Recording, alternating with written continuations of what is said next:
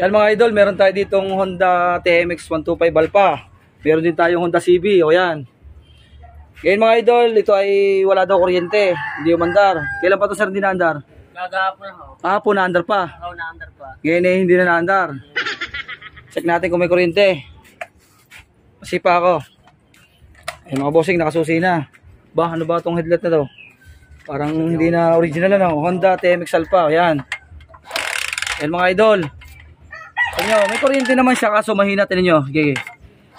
Yan o, may kuryente siya, mahina. Bakit ganon? Tapos hindi umandar. Checkin natin mga idol. Ito ha, pakita ko sa inyo. Ilaw natin. Para malaman natin kung naka-battery operated na o hindi. Ayun. Kita nyo ito mga idol, oh. Ito yung primary. Bali yung primary niya ay nakalagay dito sa accessory wire, sa battery, sa block. Ang ginawa dito, isinaksak ito. Siguro nakita ang bunot, isinaksak. Pero pag naka-battery operated mga boss, huwag nyo na itong ilagay. Kasi dito pa lang malalaman natin na naka-battery operated na mga idol ang kanyang motor.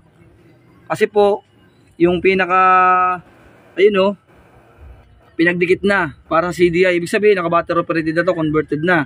Hindi lang natin maintindihan kung siya naka 4 pin ba o 6 pin. Pero ito ay bakit sinaksak pa itong primary. Pagka nangyari ito, sinaksak ninyo, tapos ito ay naka-battery operated na, mag-grounded, magsasama yung AC, magsasama yung DC. I-out natin to para malakas yung kuryente mga idol. Checkin natin. I-out natin yan. Siguro, natakbo, tapos ang ginawa, nakita ang bunot, isinaksak. Kaya lalong hindi umandar. Sige boss, sipa, tingnan natin kung mas malakas na. Yun, ganun pong kuryente ang hinahanap natin mga idol. Ganun kalakas. Yan, sinaksak na natin. Sige, subukan mo nga kung aandar nga. Yun.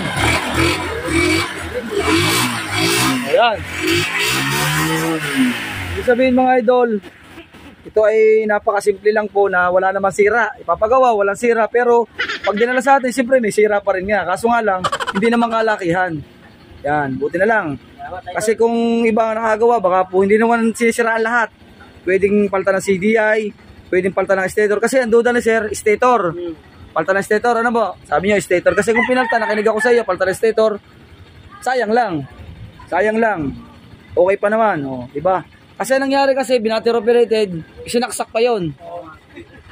Kasi nga nangyari doon, sunog na yung stator mo, ang ginawa, naka-convert na siya ng battery operated, sinaksak pa yung isa. Hindi siya andar. Kasi grounded. Anong nangyari? Nakasaksak yung stator sa ilalim. Ito mga idol. Ito. Sinaksak pa to. Sinaksak dito. Kaya mangyayari yan, kakatin na natin to para hindi na malito doon. Tapos titipan na maganda yan. Ano?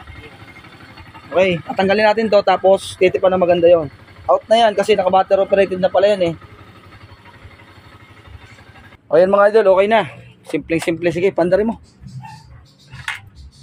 Susunod kayo idol, pagawa mo sa akin yung mahirap pa. Yan. Yung mahirap pa pagawa mo sa akin, huwag yung wala sira. O yan, sina-challenge lang yata ako na idol. Sina-challenge mo ba ako? Ay, hindi daw. Ay talagang... O yun mga idol. Siguro nakita na kalawit kasi yung nag-battery operated, ang ginawa na nag-battery operated, hindi tinanggal yung nasa ilalim. Ito, pinutol ko na. Tapos nilagay doon. Siguro nakita na kalawit, pinagdugsong kasi baka kala bunot. Ayun na nagisira niyan. Ang problema lamang, grounded. Grounded yun. Nagsasama yung battery operated, nagsasama yung AC. Ganito na yung ginawa ko doon sa motor nito dati. Ano idol? Yung sa yung ano motor mo? Yung Euro naman. Euro, ginawa natin battery operated din yun. Okay. Ayan mga idol, okay na. Salamat na. Ayan, okay na. Tapos na po.